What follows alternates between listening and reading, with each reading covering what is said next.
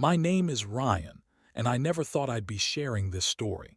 I've seen my fair share of life and death, but what I experienced on that night changed everything I thought I knew about this world and the next. I've always been the kind of guy who believed in hard work, in doing the right thing even when no one was watching. You can't survive as a firefighter without that kind of belief. But belief is one thing and truth is another.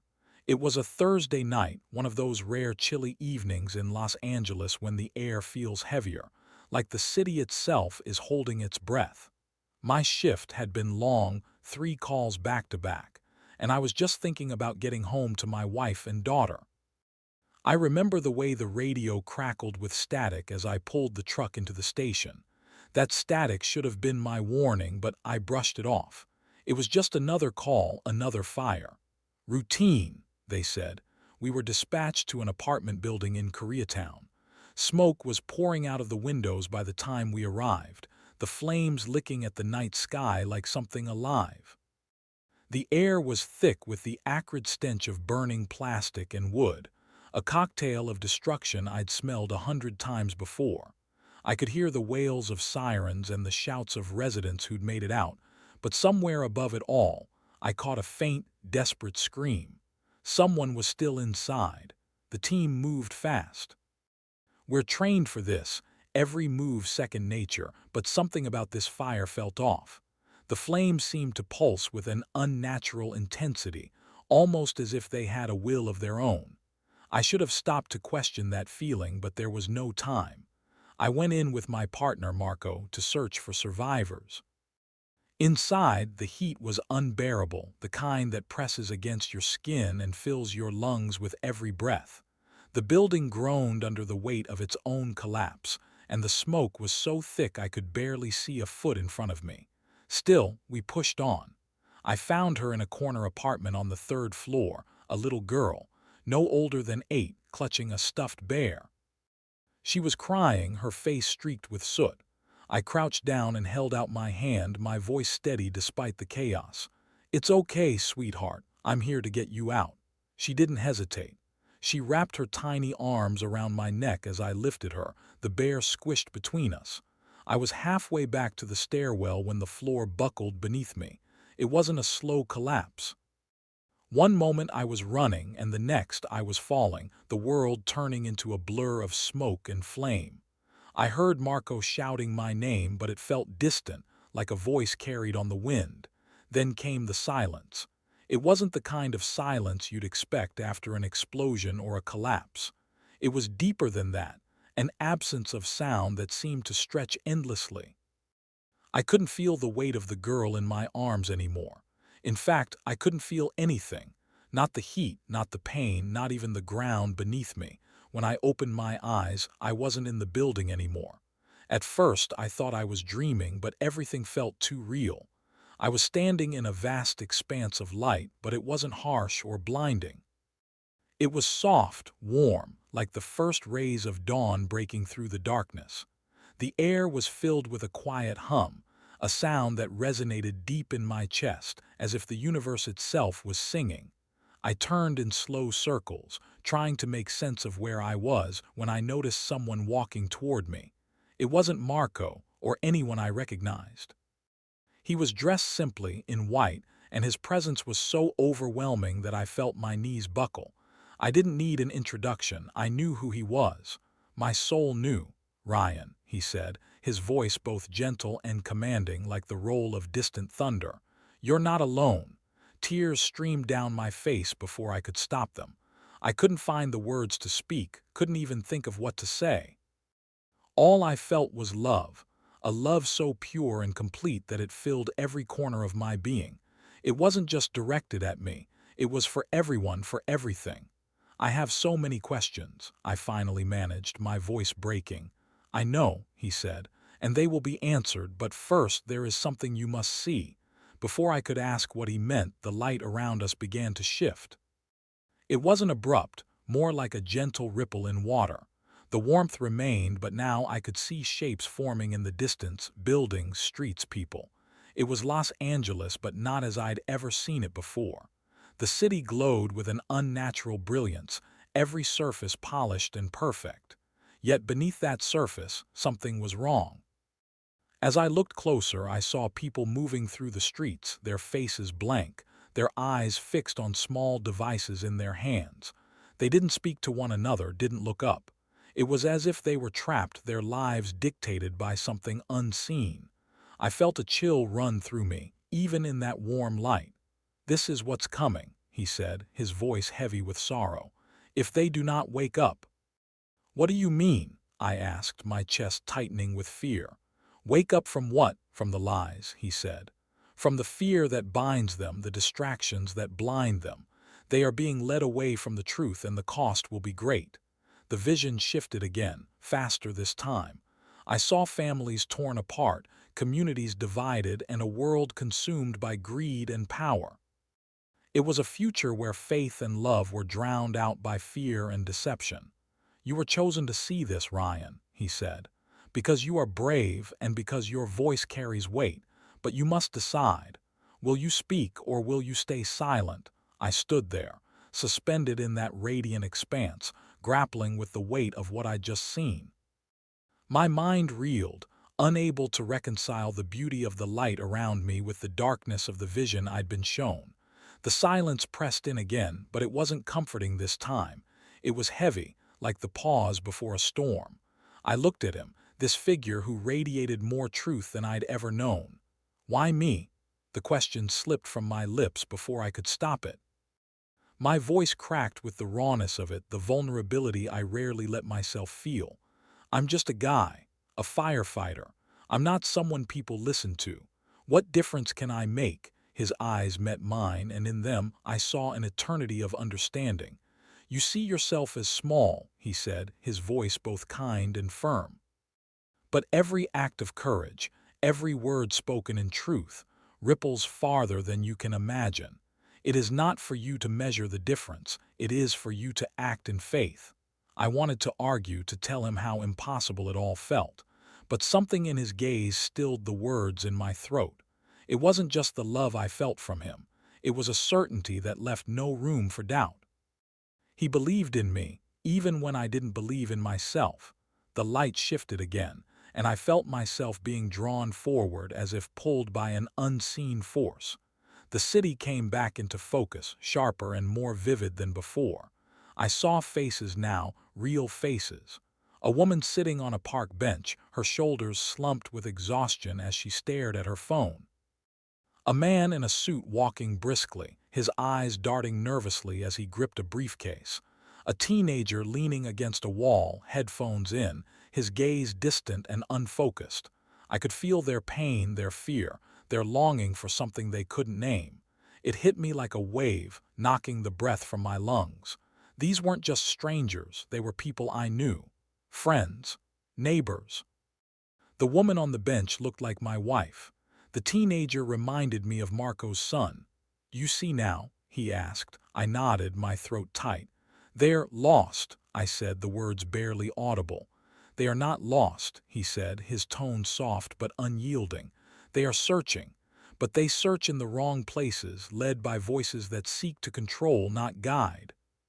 The world feeds them fear and distraction, and they consume it without question. But how can I help them?" I asked, desperation creeping into my voice. "I can't change the whole city. I can't make them listen." "You are not asked to change the city," he said. "You are asked to speak the truth, to live it with courage and love. The rest is not yours to carry." The vision shifted again, and this time it was a memory, not my own, but something familiar nonetheless. I saw a younger version of myself standing outside a burning house, a child crying in my arms. It was my first rescue as a rookie firefighter. I remembered the way my hands had shaken afterward, the way my captain had clapped me on the back and said, "You did good, kid. You saved a life." The scene faded and his voice broke through the silence. "One life saved is enough, but the truth you carry now can save many more. Will you let fear silence you, or will you be the light they need?" I wanted to say yes. I wanted to promise that I'd do whatever it took, but doubt clung to me like a shadow. "What if I fail?" I whispered. He stepped closer, his presence filling the space around me like a tide. Even the faithful are tested, Ryan. The question is not whether you will fall, it is whether you will rise again. Will you trust me? The words hung between us, heavy with meaning. I thought of my daughter, her bright smile and the way she ran into my arms when I came home from a shift. I thought of my wife, the way she always said, "Be safe out there," as if those words could shield me. I thought of Marco, the way he laughed when we swapped stories in the station, and the way his voice had called out to me in the flames. "Yes," I said finally, my voice trembling but firm. "I trust you." The light around us flared, warm and all-encompassing. I felt a sense of peace unlike anything I'd ever known, as if a weight I hadn't realized I was carrying had been lifted. But that peace was short-lived. Without warning, the light began to dim, and I felt myself being pulled backward, as if an unseen force was yanking me from that sacred space. "Wait," I cried out, panic rising in my chest. "I don't understand everything yet." "You will," he said, his voice steady even as the distance between us grew. "Trust in what you've seen. Speak the truth and do not be afraid." The last thing I saw was his face filled with a sorrowful kind of love before the light vanished entirely. I woke to chaos. The first thing I heard was the shrill, relentless beeping of a heart monitor. The sound drilled into my skull, each pulse a sharp reminder that I was alive. My chest felt like it had been crushed, my throat raw as if I'd been screaming. I blinked against the harsh fluorescent lights above me, my vision blurry and unfocused. Slowly, the shapes around me began to sharpen. The sterile white walls of a hospital room, the tangle of wires attached to my body, the shadowy figures moving just beyond my peripheral vision. "Ryan," I turned my head, the movement sending a jolt of pain through my neck. My wife, Emily, was sitting at my bedside, her hands gripping mine so tightly it hurt. Her face was pale, her eyes swollen and red. She looked like she hadn't slept in days. I croaked, my voice barely a whisper. Her sobs broke free at the sound of my voice. She buried her face in my hand, her shoulders shaking as she wept. I wanted to comfort her, to tell her I was okay, but the truth was I wasn't sure if I was. My body felt foreign, heavy, as if it didn't quite belong to me anymore. "You're awake," another voice said, this one deeper and steadier. I looked toward the doorway and saw Marco standing there, his arms crossed over his chest. His face was etched with exhaustion and relief, his usual grin replaced by something far more serious. "What happened?" I managed to ask, though I wasn't sure I wanted to know the answer. Marco stepped closer, pulling up a chair beside Emily. "The building collapsed," he said, his voice low. "We thought we lost you, man. You were under the rubble for almost 10 minutes before we got to you. No pulse. Nothing." He swallowed hard, his gaze flickering to Emily. "They said you were gone, Ryan. But then you came back." I closed my eyes, the weight of his words pressing down on me. I remembered the collapse, the suffocating heat, the little girl in my arms. "The girl," I said, panic creeping into my voice. "Is she?" "She's fine," Marco said quickly. "You saved her. She's got a few burns, but she'll be okay. Her parents came by earlier to thank you." Relief washed over me, but it was short-lived. The memories of what I'd seen, what I'd experienced, came flooding back with an intensity that left me gasping for breath. The light, the vision, his voice. It all felt so vivid, so real, and yet here I was, back in the world I thought I'd left behind. "Ryan, what's wrong?" Emily asked, her brows knitting together in concern. I looked at her, then at Marco. How could I even begin to explain? Would they think I was crazy? Would I think I was crazy if I hadn't been there myself? I started, but the words caught in my throat. I closed my eyes, trying to steady myself. "I saw something when I was gone." Marco frowned, leaning forward. "What do you mean, like a dream?" "No," I said, my voice firmer now. "Not a dream. It was more than that. I saw him. Jesus." The room fell silent. Emily's grip on my hand loosened, and I saw the flicker of disbelief in her eyes. Marco shifted uncomfortably in his chair, his mouth opening and closing as if he wanted to say something but didn't know how. I know how it sounds, I said quickly, my words tumbling over each other. But it was real. I felt him. He showed me things about the city, about the world. He said people are being led astray, that fear and lies are controlling them. He said, my voice broke, the weight of the memory almost too much to bear. He said I have to tell people the truth. Ryan, Emily began, her voice soft but cautious, you've been through a lot. Maybe this is just your mind trying to make sense of everything. No, I said, shaking my head. It wasn't my mind, it wasn't some hallucination. I know what I saw, I know what I felt. Marco cleared his throat, his expression unreadable. Look, man, I believe you believe it. And hey, maybe you did see something.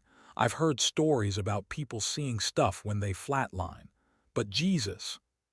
He hesitated, his tone skeptical. I felt frustration rising in my chest, but I forced myself to stay calm. I get it, I said. I wouldn't believe me either, but I can't just ignore it. He gave me a message, and I can't pretend it didn't happen. Emily squeezed my hand again, her gaze softening. What kind of message? I took a deep breath, the memory of his words echoing in my mind. That we're being distracted, that the world is caught up in things that don't matter, fear, greed, power. He showed me a future where people were so consumed by lies that they couldn't see the truth anymore. He said I have to warn them, to help them wake up before it's too late. The room was silent again, the weight of my words hanging in the air. I could see the doubt in their faces, but I also saw something else, fear. Because deep down, some part of them knew I was right. The days following my return were a blur of hospital routines, restless nights, and whispered conversations that stopped whenever I entered the room. Nurses checked my vitals, doctors marveled at my recovery, and Emily tried her best to stay positive. But the distance between us was growing. At first, I thought it was just the shock of everything. Nearly losing me must have taken a toll. But as I talked more about what I'd seen, about the vision and the message I'd been given, her patience started to wear thin. Ryan, she said one evening, her voice trembling with a mix of exhaustion and frustration, I need you to focus on getting better. We almost lost you. Don't you think this vision might just be trauma? Something your brain made up to cope with what happened. I looked at her, searching for the woman who had always believed in me, who had been my rock through every storm. You weren't there, I said quietly. You didn't feel what I felt. This wasn't my brain playing tricks. It was real, Emily. He was real. She sighed, rubbing her temples. I just don't know how to help you if you won't even consider. She stopped herself, shaking her head. Never mind. Her words cut deeper than I expected. I wanted to lash out, to yell that I wasn't crazy, but I held back. She was scared. I was scared too. Marco wasn't much better. He stopped by the house a week after I was discharged, bringing burgers and beers like we used to do after long shifts. We sat on the porch, the summer air heavy with humidity, and for a while it felt like old times. But then he brought it up. So, he said, wiping ketchup off his chin, you still thinking about, the vision? I nodded, staring out at the street. Yeah, every day. He let out a low whistle, shaking his head. Man, I don't know, it's a lot to take in. You're telling me Jesus himself pulled you aside for a chat, and now you're supposed to save the city or something. I'm supposed to tell the truth, I said, my voice steady. That's all. It's not about saving anyone. It's about warning them, helping them see what's happening before it's too late.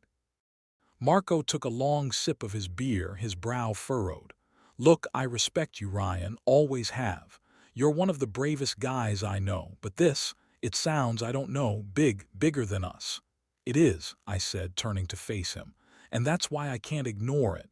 He didn't say anything for a while, just stared at his drink like it held the answers. Finally, he nodded. All right. If you're serious about this, I'll back you up. I don't know how much help I'll be, but I've got your six. Relief washed over me, but it was short-lived. Marco's support was a start, but it didn't make the task ahead any less daunting. The visions didn't stop. Every night, as soon as I closed my eyes, they came rushing back. I saw the same faces, the woman on the bench, the man with the briefcase, the teenager with the headphones. But now there were more. A homeless man huddled under a bridge, his eyes hollow with despair. A politician on a podium, his smile wide but his words empty. A child clutching a tablet, her face illuminated by its glow as tears streamed down her cheeks. The world was drowning in noise and no one seemed to notice. One night I woke up in a cold sweat, my chest heaving. Emily stirred beside me, murmuring something I couldn't make out before rolling over. I sat up, running a hand through my hair. The weight of it all pressed down on me, suffocating. I grabbed my phone and started typing. I didn't know who would read it or if it would even matter, but I couldn't keep it bottled up any longer. "My name is Ryan," I wrote, my fingers trembling. "I'm a firefighter, a husband, a father, and I died. While I was gone, I saw something that changed me forever. I need you to hear this because it's not just about me, it's about all of us." The words spilled out faster than I could keep up, a flood of thoughts and emotions that had been building since the moment I woke up in that hospital bed. I wrote about the vision, about the lies and distractions keeping people blind to the truth. I wrote about him, about the light, the love, the sorrow in his voice when he spoke of what was coming. When I finished, I stared at the screen, my thumb hovering over the post button. Doubt crept in, whispering that no one would believe me, that I'd be ridiculed, dismissed, labeled as crazy. But then I heard his voice in my mind, as clear as it had been in that radiant expanse. "Will you let fear silence you?" I closed my eyes, took a deep breath, and hit post. The fallout was immediate. By the time I woke up the next morning, the post had gone viral. My phone was a war zone of notifications, texts, emails, calls from unknown numbers, and a flood of comments on the post itself. There were messages of support, heartfelt words from strangers who said they'd felt something similar, or had always believed there was more to life than what we could see. "Thank you for your bravery," one comment read. "The world needs people like you now more than ever." But those messages were drowned out by the others, the skeptics, the trolls, the outright hateful responses. "This guy's a lunatic," someone wrote. "Another delusional nutcase looking for attention." Others accused me of lying, of fabricating the entire thing for fame or money. A few even went as far as threatening me, their words dripping with venom. Emily found me at the kitchen table, my laptop open in front of me, my head in my hands. She placed a cup of coffee next to me and sat down across from me, her expression unreadable. "Did you see it?" I asked, my voice barely above a whisper. She nodded. "I saw it." And she hesitated, taking a sip of her coffee. I think you need to be careful, Ryan. The internet can be a dangerous place. People can be cruel." "I know," I said, my throat tightening. "But that doesn't mean I was wrong to share it." Her gaze softened, but I could see the worry etched into her features. "I just don't want you to get hurt," she said, "or us." I reached across the table and took her hand. "I won't let that happen," I promised, though even as I said the words, I wasn't sure I could keep them. The days that followed were a whirlwind. Local news outlets picked up the story, labeling me as the firefighter who saw Jesus. Some framed it as an inspirational tale, while others treated it like a sideshow, something to gawk at and dissect. I stopped answering my phone after the first dozen calls from reporters, their voices brimming with curiosity and skepticism. At the station, things weren't much better. My colleagues avoided me, their usual banter replaced by awkward silences and sidelong glances. Even Marco, who had promised to back me up, seemed unsure how to act around me now. "People are talking, man," he said one afternoon as we cleaned the trucks. "Some of the guys, they think you've lost it." I paused, gripping the hose tighter than necessary. "And what do you think?" he shrugged, not meeting my eyes. "I think you believe what you saw, and I respect that. But not everyone's gonna understand, you know. Maybe you should lay low for a while, let things cool off." "Lay low," I repeated, my voice rising. "Marco, this isn't just some story I made up. This is real. People need to know." "I get that," he said, his tone cautious. "But you're not gonna change the world overnight, and if you push too hard, you're just gonna make people dig their heels in more." I wanted to argue, to tell him he was wrong, but deep down, I knew he wasn't. People didn't want to hear the truth, not when it challenged the comfortable lies they'd built their lives around. That night, as I lay in bed staring at the ceiling, I felt the weight of it all pressing down on me. The vision, the message, the rejection. It was more than I'd anticipated. I thought about deleting the post, about retreating back into my life and pretending none of it had ever happened. But then the dreams returned. This time they were more vivid, more urgent. I saw fires consuming the city, not literal flames but something deeper: fear, anger, division. I saw people turning on each other, their faces twisted with rage and despair. And through it all, I heard his voice again, calm and steady but laced with sorrow. "Will you give up so easily?" I sat up, gasping for breath. Emily stirred beside me, but I didn't wake her. Instead, I got up, pulled on a jacket, and stepped outside. The night air was cool, the stars obscured by a thin layer of clouds. I stood there, staring up at the sky, and for the first time since it all began, I prayed aloud. "I don't know how to do this," I said, my voice trembling. "I'm just a guy, a firefighter. I'm not a preacher or a prophet. I don't even know if I'm strong enough to handle this. But if this is what you want, if this is what you need me to do, then show me how, please." The silence that followed was deafening, but it wasn't empty. It felt full, alive, as if the entire universe was holding its breath. And then, faint but unmistakable, I felt it, a warmth spreading through my chest, a sense of peace and purpose that I couldn't explain. I didn't have all the answers. I didn't even know what the next step would be, but I knew one thing: I couldn't give up. Not now. Not ever. The weeks that followed were a test of my resolve, each day presenting new challenges that chipped away at my strength. My job, once a source of pride and purpose, now felt like a minefield. The camaraderie I'd shared with the guys at the station was gone, replaced by uneasy stares and whispered conversations that stopped whenever I entered the room. Even the calls we responded to felt different. I used to be able to compartmentalize, to focus solely on the task at hand. But now, every emergency, every face I encountered brought the vision crashing back. I saw the hopelessness in people's eyes, the cracks in the facade they worked so hard to maintain. It was overwhelming, and I couldn't shake the feeling that I was failing them somehow. At home, things weren't much better. Emily tried to be supportive, but the strain was showing. I'd catch her watching me when she thought I wasn't looking, her expression a mix of worry and something else, something I didn't want to name. The distance between us was growing, and I didn't know how to bridge it. One evening, as we sat in silence over dinner, she finally broke.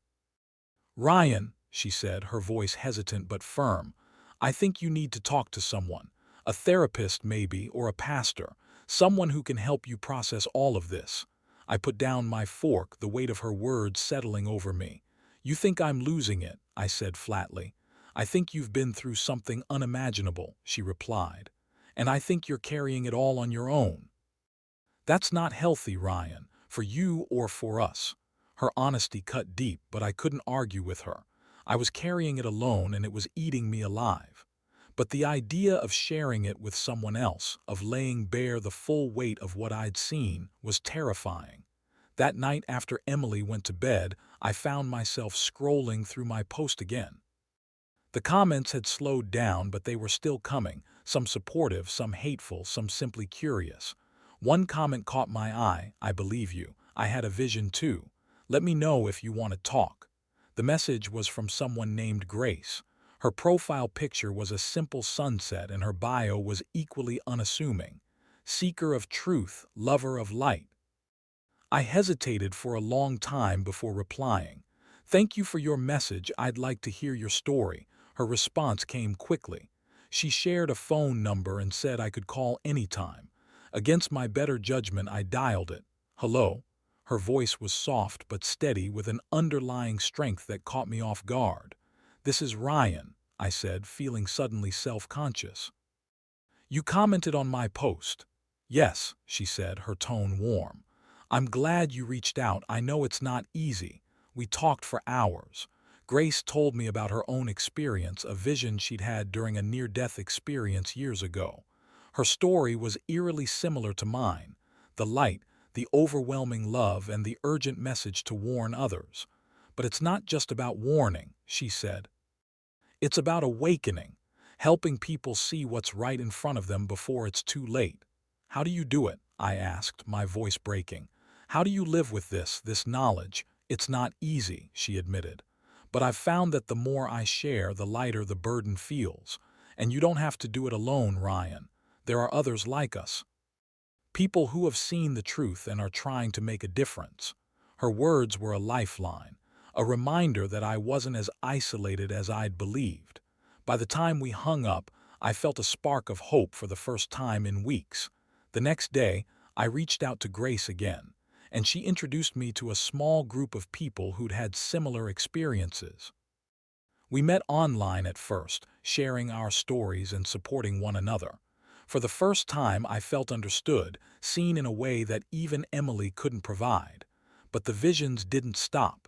They grew stronger, more insistent, pulling me deeper into their world each night. I saw faces I recognized from the city: the homeless man under the bridge, the politician on the podium, the child with the tablet. Their cries for help echoed in my mind, a constant reminder of the task I'd been given. One night, the vision shifted. I was standing on a hill overlooking Los Angeles, the city bathed in an eerie, unnatural glow. The streets below were filled with people, their faces turned upward, their eyes blank and lifeless. Above them, a massive screen flickered to life, its message clear: submit, obey. A voice rang out louder than anything I'd heard before. It wasn't his voice. This one was cold, mechanical, devoid of compassion. The time has come. Choose your path. I woke up gasping, my heart pounding in my chest.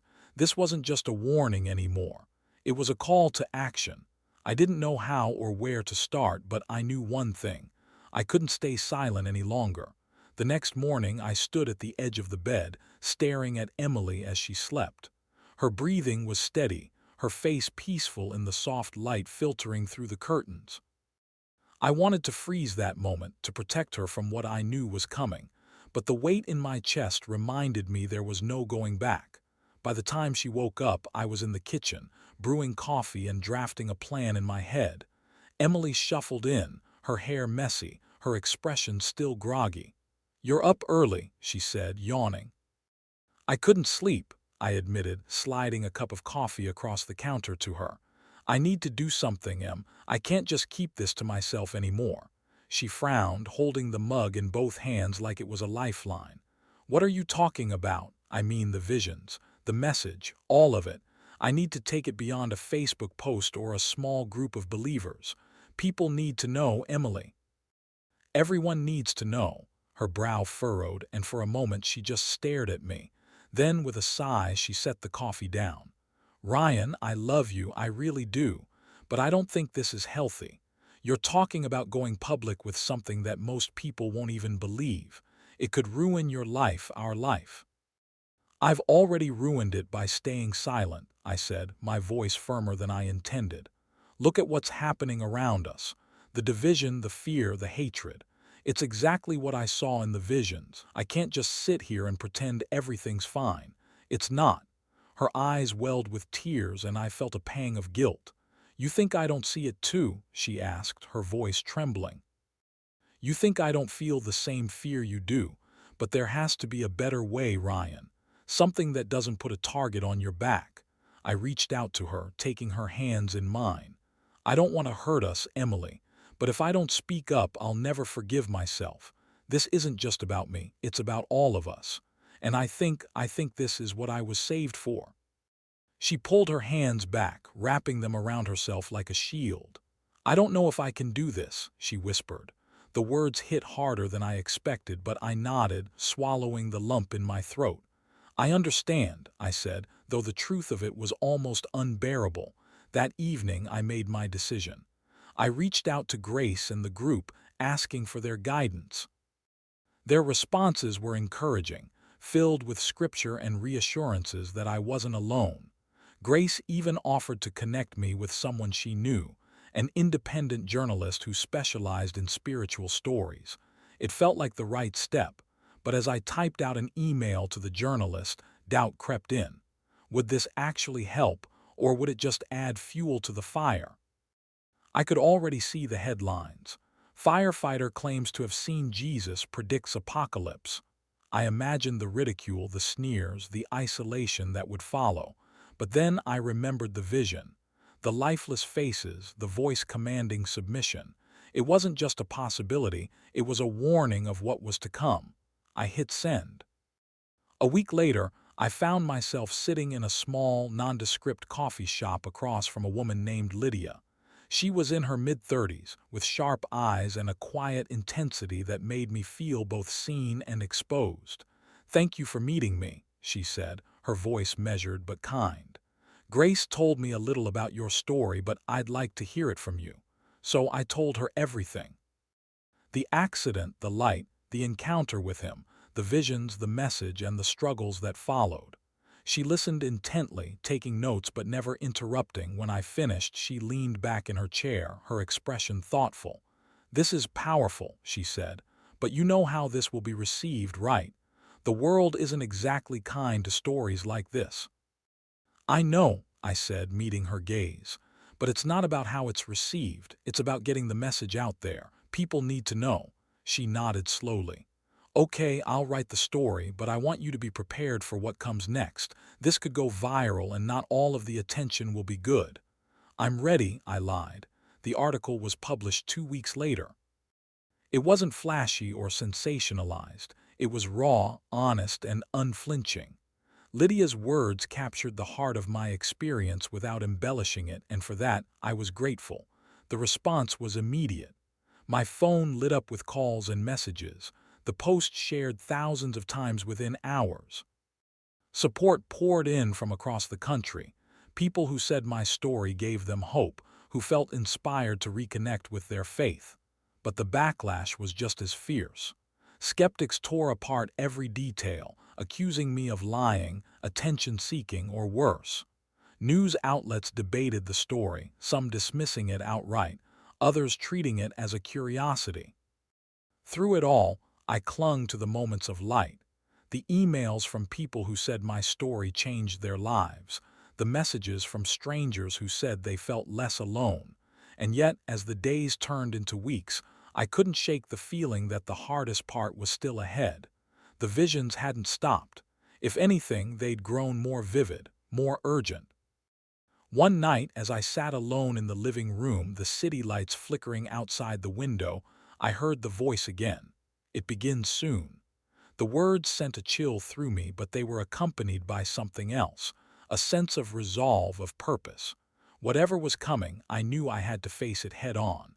The voice lingered in my mind long after it faded.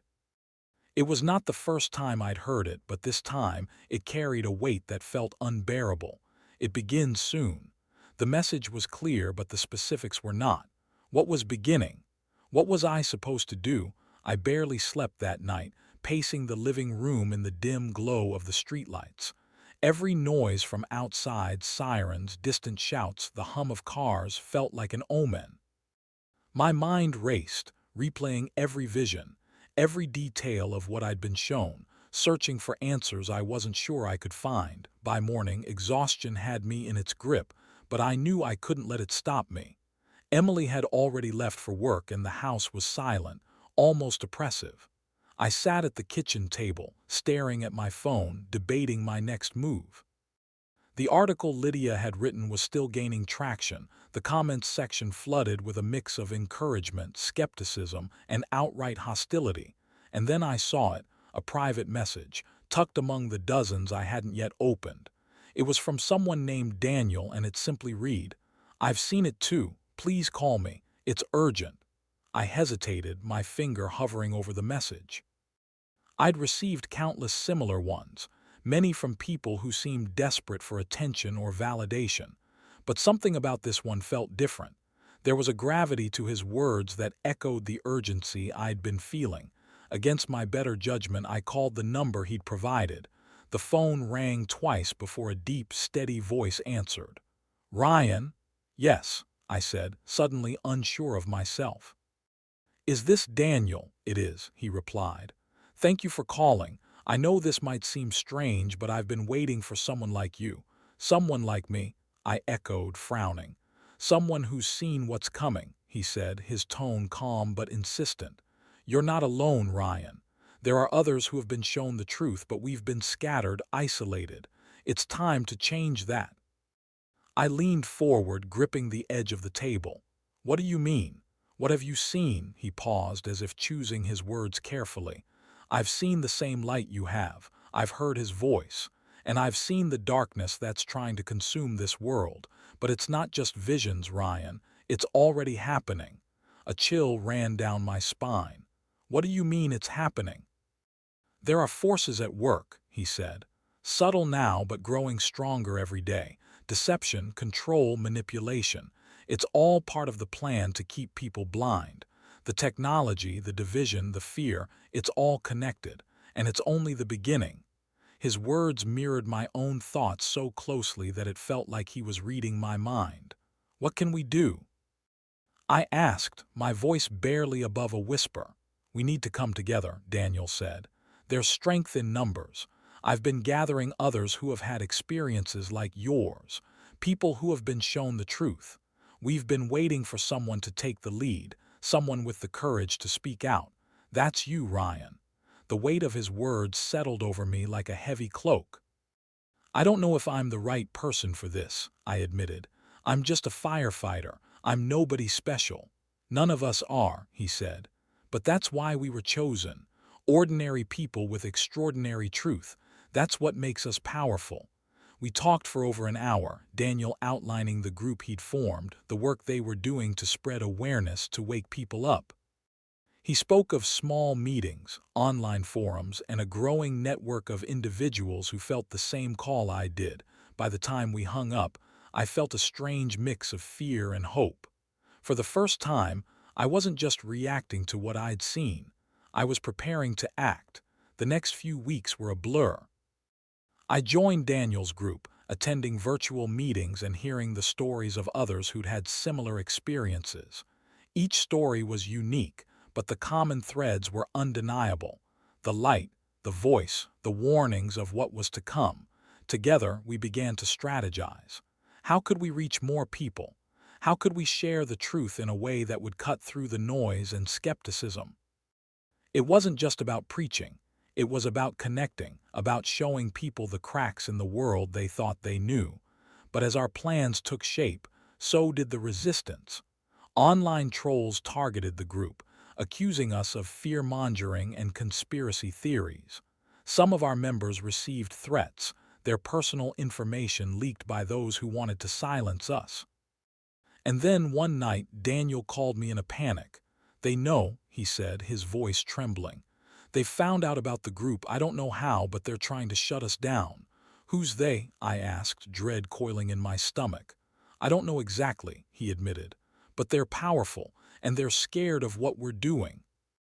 The line went dead before I could respond, leaving me with a knot of fear that refused to loosen. I sat in the darkness of my living room, the city's glow stretching endlessly beyond the window. Whatever was coming, it was closer than ever. And now, I wasn't just a witness, I was a target.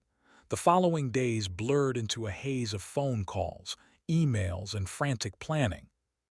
The group, now scattered and on edge, became more cautious, more secretive. We were all aware of the growing risk, but none of us were willing to back down. This wasn't just about a message anymore, it was about survival. It was about resisting a force that was beyond our understanding but not beyond our reach. I tried to keep some semblance of normalcy at home, but it was impossible. Emily had grown more distant, her eyes constantly shadowed with worry.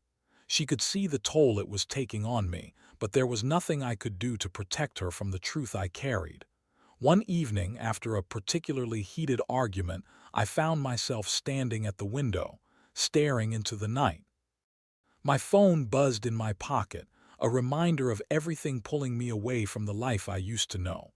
I pulled it out and saw a message from Lydia, the journalist who'd helped get my story out. "We need to talk. It's urgent." I felt my heart skip a beat. I dialed her number immediately, bracing myself for what she was about to say. "Ryan," she said, her voice tight. "I've been doing some digging and I've found something. Something you need to hear." I listened intently as she told me about a series of meetings she'd uncovered. High-level discussions involving tech companies, politicians, and groups with far-reaching influence. The conversations weren't about the future. They were about control, about shaping society in ways I hadn't even imagined. "They've known about the visions," Lydia said. "They've been monitoring people like you, those who have experienced something divine. They're preparing for something, Ryan, something big, and they don't want anyone to stop them." I felt a cold sweat break out across my skin.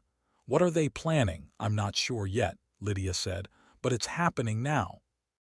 They're taking steps to tighten their grip, and anyone who tries to expose them is a threat." The weight of her words hit me like a hammer. The visions, the warnings, the voices, they weren't just spiritual. They were a glimpse into the very real future we were walking into, and the people behind it all were already acting. "What do we do?" I asked, my voice barely more than a whisper. "I don't know," she admitted, "but I'm not backing down. I've got sources. I've got enough to make some noise, but Ryan, you have to be careful. The deeper we go, the more dangerous it gets." I hung up the phone, staring at the darkness outside. Everything I'd feared was now in motion, and I was right in the middle of it. I wasn't just a messenger anymore. I was a part of the resistance, whether I wanted to be or not. That night, the visions returned with a vengeance. I was lying in bed, my body still and exhausted, when I felt the familiar sensation of being drawn upward. The light came again, this time blinding and overwhelming, and I found myself face to face with him. His presence filled the room, the warmth and peace radiating from him like a beacon. I felt my entire being quiver in awe, in fear, in reverence. "Ryan," he said, his voice like a soothing breeze, "you are not alone." "I'm scared," I admitted, my voice cracking. "I don't know what to do anymore. I'm losing everything." "You are not losing everything," he replied. "You are gaining what is most precious, the truth. Hold on to that and you will find your way." I wanted to reach for him, to beg for answers, but I couldn't move. It was as if my body was suspended in time, held by an invisible force. "The path ahead will be difficult," he said. "There will be moments of doubt, of fear. But know this, what you do now matters. Your voice, your courage will inspire others. Do not falter, Ryan. You have been chosen for this purpose and you are ready." I nodded, though I wasn't sure I believed him. How could I be ready for this? How could I stand against something so powerful, so unseen, and so vast? "Remember," he continued, "the light will always find its way, even in the darkest places." And then, just as quickly as he appeared, the vision faded, leaving me alone in the dark once more. I woke up the next morning, drenched in sweat, my heart pounding in my chest. I wasn't sure if the vision had been real, but the message was clear. The truth was my responsibility now, and I couldn't back away from it, no matter how much I wanted to. It wasn't just about the world, about the technology, or the division. It was about something deeper, the battle for the soul of humanity. And I had a role to play in it. I called Lydia again, my hands trembling as I dialed her number. "We're going to take this to the next level," I said as soon as she answered. "We can't wait anymore. People need to hear the truth, no matter the cost." Her voice crackled with surprise. "Ryan, are you sure? Once we go public, there's no turning back." "I'm sure," I replied, my voice steady now. "It's time. I don't care what happens next, I'm ready." And in that moment I knew with a certainty that pierced through my fear that I was ready. Ready to face whatever darkness was ahead. Ready to stand in the light, even if it meant walking alone. The truth was out there, and I would be its messenger. If this story moved you, please share it and help others stay vigilant and faithful. The truth is more urgent than ever.